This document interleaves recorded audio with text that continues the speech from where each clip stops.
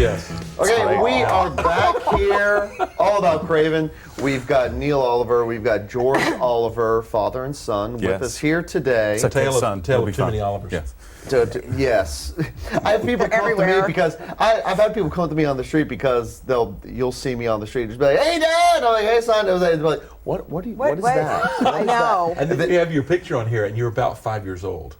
Yeah, the one that you have on your promotional material. Yeah. So that's my grand. That was a very see. That picture is very specific because we were taking these promo shots. That was when we first started doing the show. Bob was taking these photos. Yeah. And I think 25 years ago. And I'm very certain that was my day. I was kind of like, we need to do like the sitcom pose.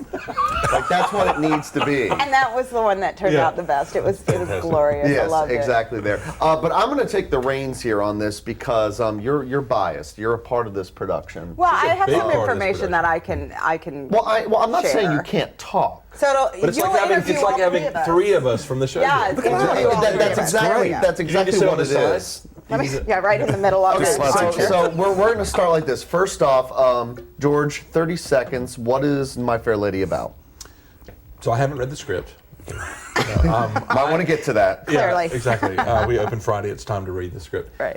So My Fair Lady is about a girl named Alfie Doolittle, who is a flower seller in the streets of London, and she doesn't talk right. She talks with a cockney. And there's a man named Henry Higgins, who's a linguist, who thinks that's why she hasn't risen above her station.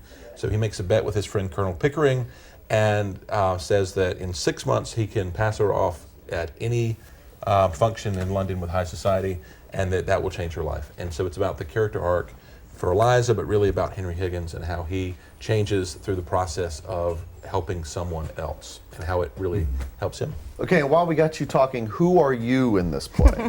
The summary I just gave doesn't include my character at all. Exactly, that's what I'm asking. No, I play Eliza's dad, Alfie Doolittle, and he is referred to as a common dustman. He is a professional alcoholic. He works really hard to not have to work, and so he gets by with his charm and his smooth moves. People buy him drinks, give him money, just because he's kind of the life of the party to have around. And through the process of this play, he ends up coming into some money, and his character arc is about how that changes him and really makes him unhappy to have all this responsibility that comes from being suddenly wealthy. So My Fair Lady, it is a classic production, obviously. It has been around for many, many years now, based on the George Bernard Shaw, Pygmalion, then the movie with Audrey Hepburn and Rex Harrison, and now, Neil Oliver, you are directing this production here. Tell me about what your thoughts were going into taking care of such a iconic is really the only word, an iconic show like this. People have expectations when they come to see My Fair Lady. Tell me about trying to meet those expectations. Can I say one thing before you? Sure. Fun fact is that Neil Oliver does not like the movie.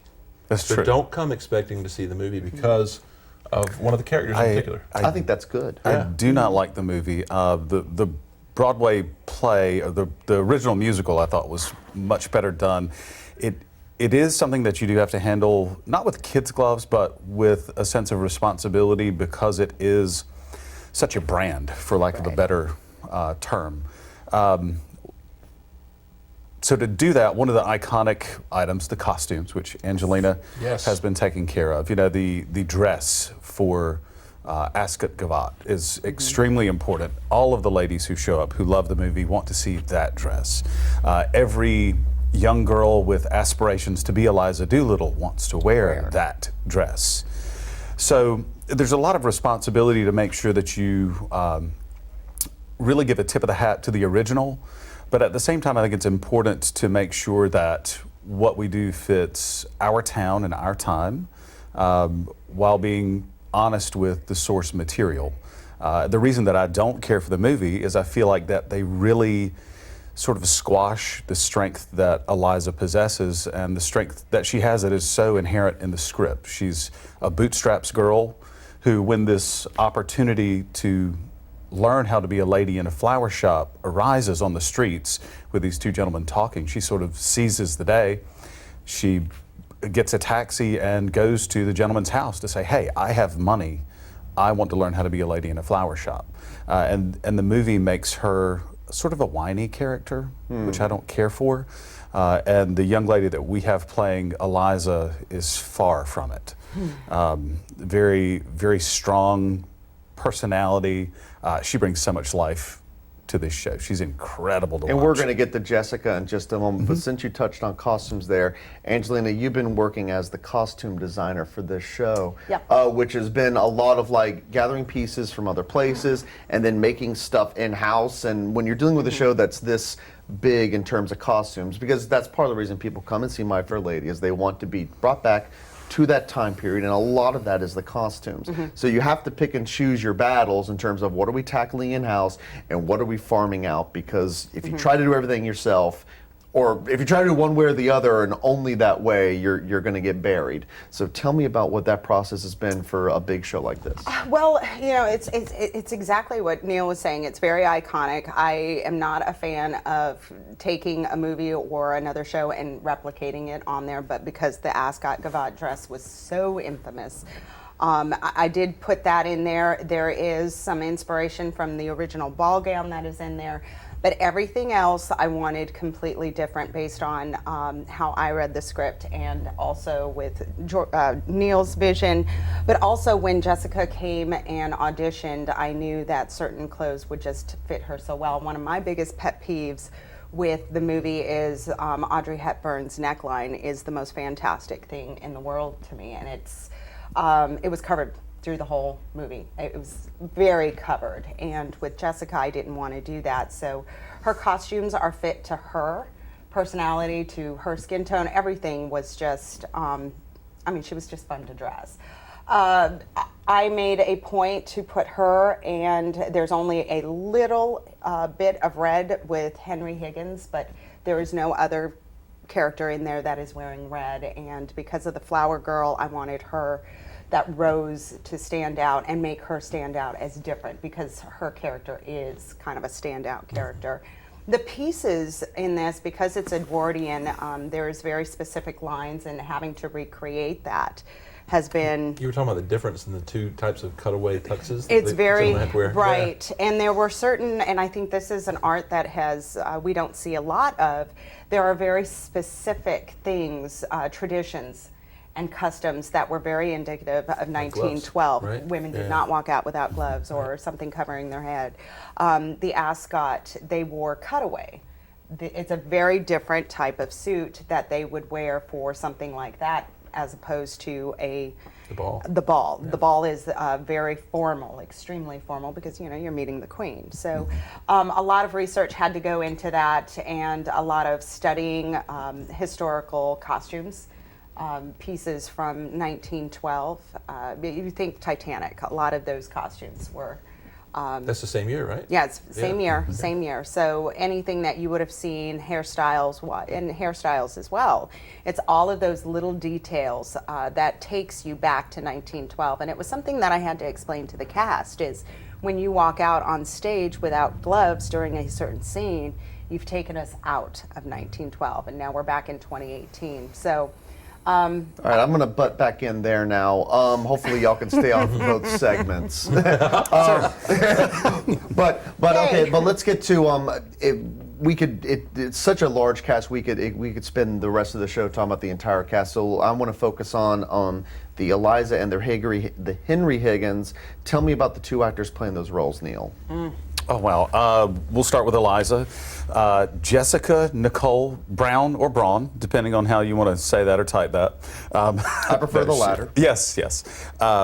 She is a recent musical theater grad from East Carolina, and this is her first production in the New Bern area. She is an extremely talented young lady, wonderful singer, actor, dancer. She's been a joy to sort of watch create this role.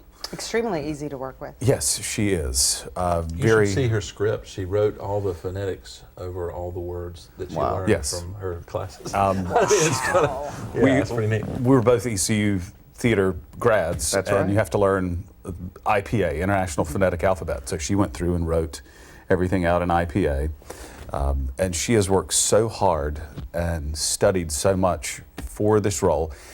For this time period, Eliza is a very different role. It's one of the very few strong female characters from sort of the Lerner Lowe, Rodgers and Hammerstein area, your favorites. So she has really done it justice, and she's been very giving with all of the other cast members. There's such a give and take on stage, learning each other and learning how to work together. She's done a marvelous job of that. And then Lincoln Manning is another, I guess, relative newcomer to New Bern's stage. I don't think I've seen him here. He's done lots of stuff around. He recently did Rooster in Annie at LCC. And in Wilson, he played Emile DeBeck in South Pacific. Oh. But Lincoln is, he's a very large man by my standards. He's a big guy. Okay, so I'm short, that's okay. It's all right to say it. Big head. Yeah, okay, yeah, I have a big head, literally. But Lincoln is great. He has loved this show for years and years and years. And even during auditions, one of the questions that he asked was, how do you see the ending of the show? Which is, I think, the first time anyone has ever asked me a question like that in auditions. So as a proper director, I refused to answer and made him tell me how he saw the ending. And he and I agreed to a large extent. And that is really the big thing about this show, is that ending piece where the lines say so little, but what they do says so much. And he and I were on the same page with that. And he has done a tremendous job of bringing what can be a very flat character if you're not careful to life. Higgins is sort of a steady as she goes, very scientific guy who is not given to emotional tirades.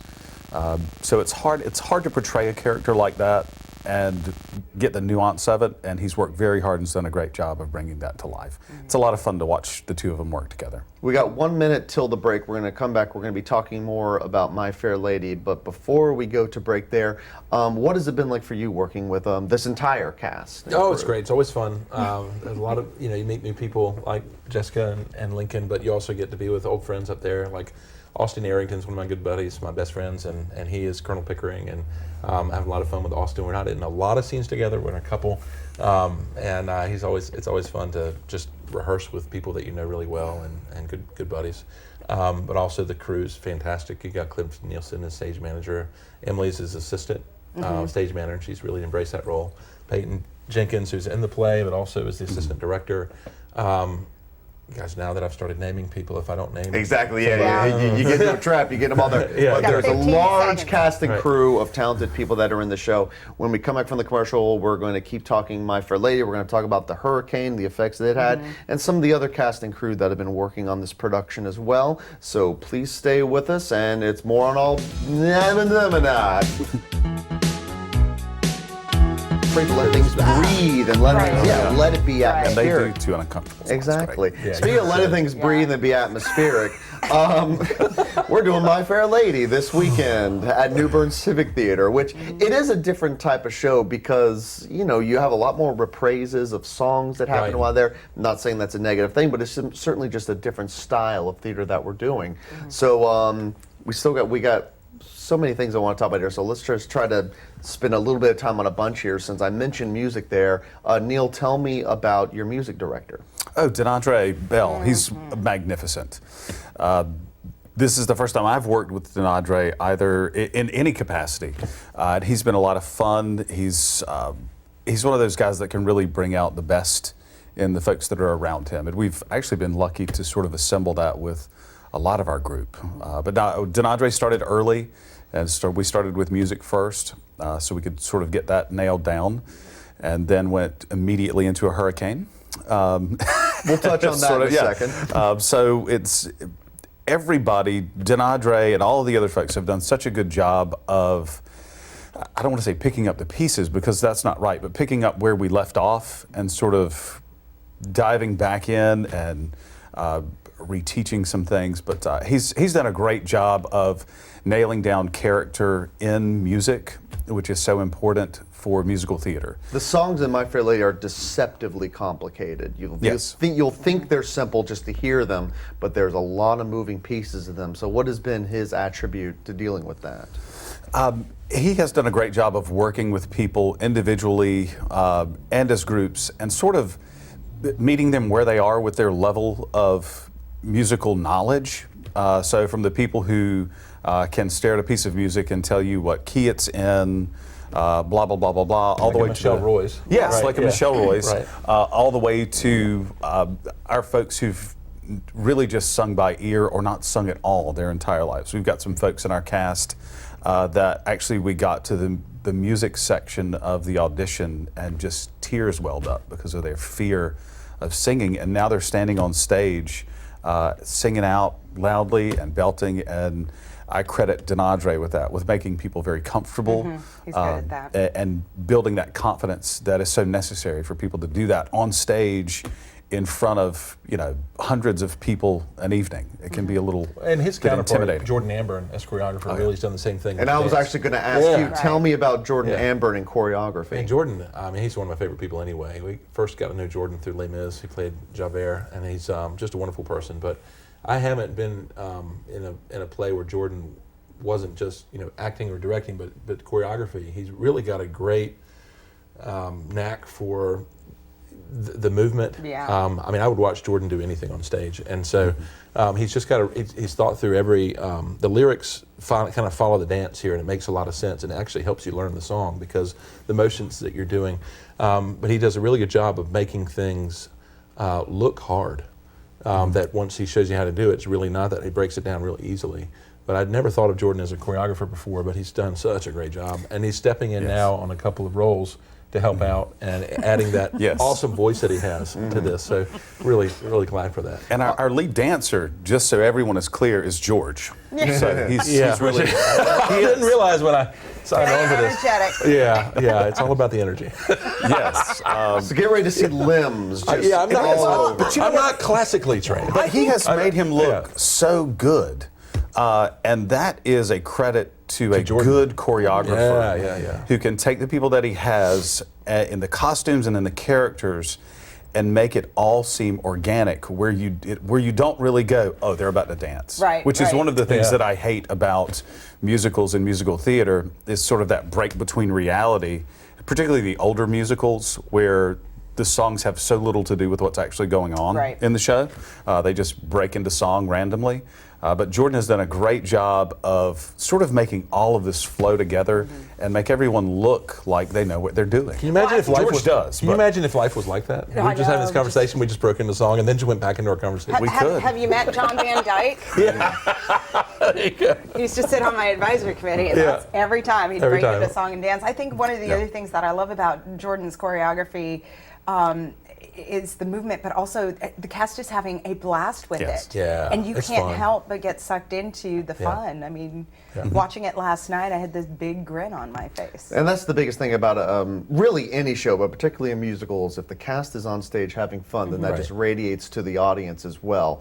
And here's a look at our Eliza, Jessica. Ascot. Yes, and our ascot dress, as we were talking about before, the iconic ascot dress.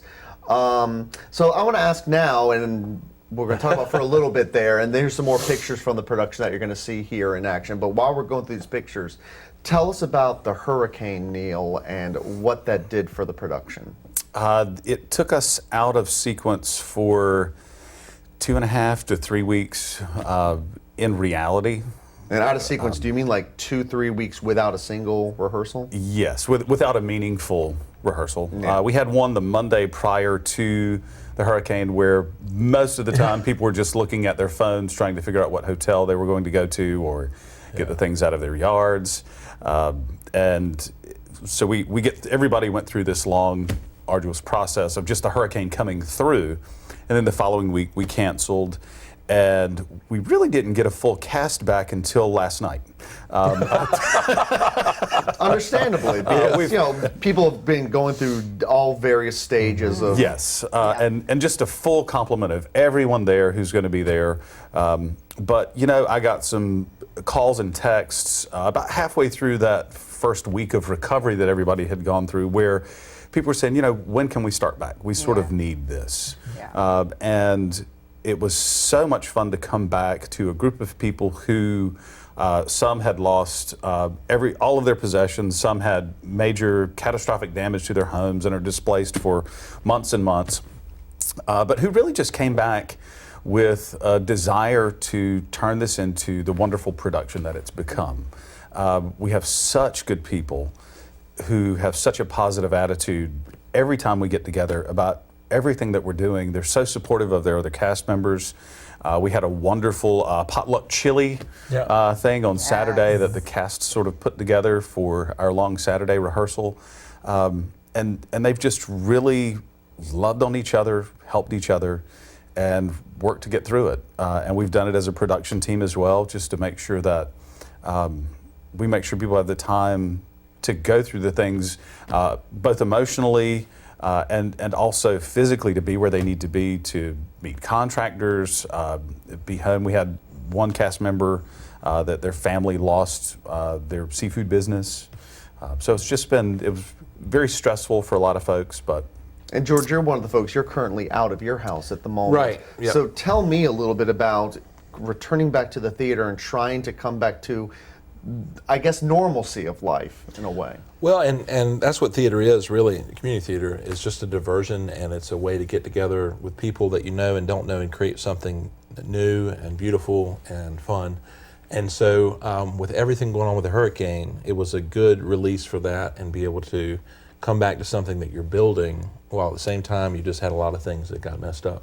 So you can put this thing together with people and with with cast and crew, and you really get closer together as a theater family doing that. But it also, it's so much fun that it lets you kind of have a release from all the other destruction that everybody in New Bern has been affected. Either is some affected way. or has very dear friends or family or neighbors that are going through it, and so to be able to keep this thing going and really, I think this. You talk about how we need it as a cast and crew, but I think New Bern needs something that's just really fun like this. It's like the idea behind keeping Mumfest going.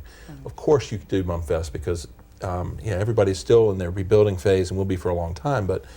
Of course, you go forward with these things, whether it's the arts or music or theater. You do these things because people need these things, and it's not a need, but it's part of what makes life special, and it's part of what makes New Bern special.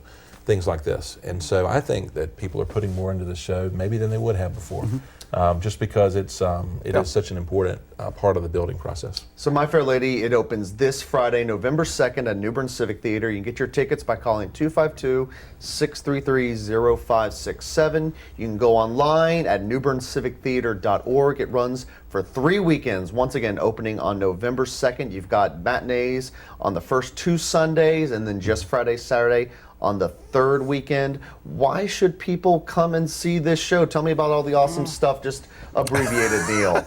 George is awesome. I hope I don't hurt myself or others.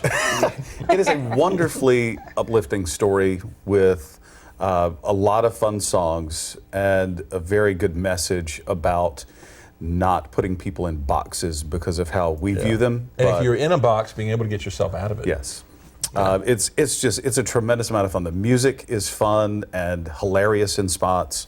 It's very serious in some others. There's some tear-jerking moments, and it's just really well done. We have a magnificent cast, wonderful lighting.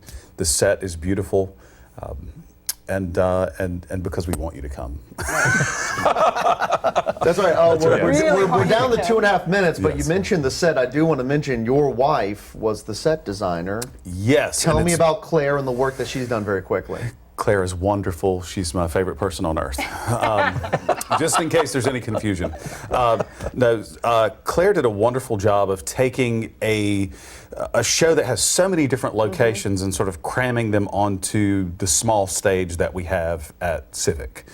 So you have several different outdoor scenes, you have several different interiors, you have a palace, you have a racetrack. So it presents its certain challenges, and she came up with some nice twists and tricks, and it really is a beautiful set. It's really open. It allows for the large group numbers to happen. With George, you have to leave room for George to dance. There's a lot of wingspan. Yeah. Yes. There's a lot of wingspan. It's like He's just, this is the radius of, But that's of one of the destruction. nice things about community theater is even if it's a show that you know and you've seen the show a dozen times or you've seen the movie a half a million times, it's still a matter of, okay, how are they going to do this? Yeah. Well, How are she you used gonna some do it? really cool theater nerd tricks. What are those things called? The Periactos. periactos. That's the Yes. word of the day. What's a Periactos. periacto? Come to My Fair Lady That's and right. find out. If you know how to spell it, write in. You win the prize. Yes, but with that, you have to marry that with lighting.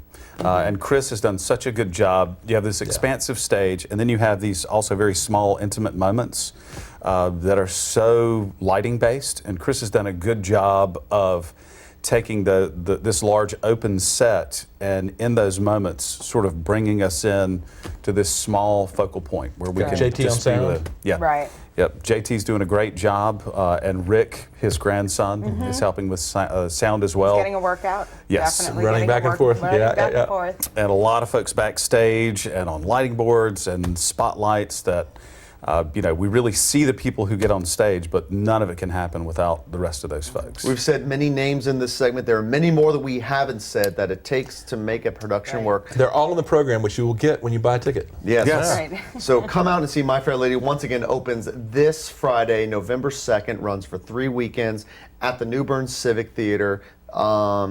Thank you both for coming tonight. Thanks for having And us, Thank guys. you for all the Always work fun. that y'all been doing and the perseverance. Well, you too. Keith, there's some great videos on Yeah, Facebook. lots of You need to videos. see Keith's videos. They're very good previews of the Yes. show. There you go. All right, well, thank y'all very much. Break a leg.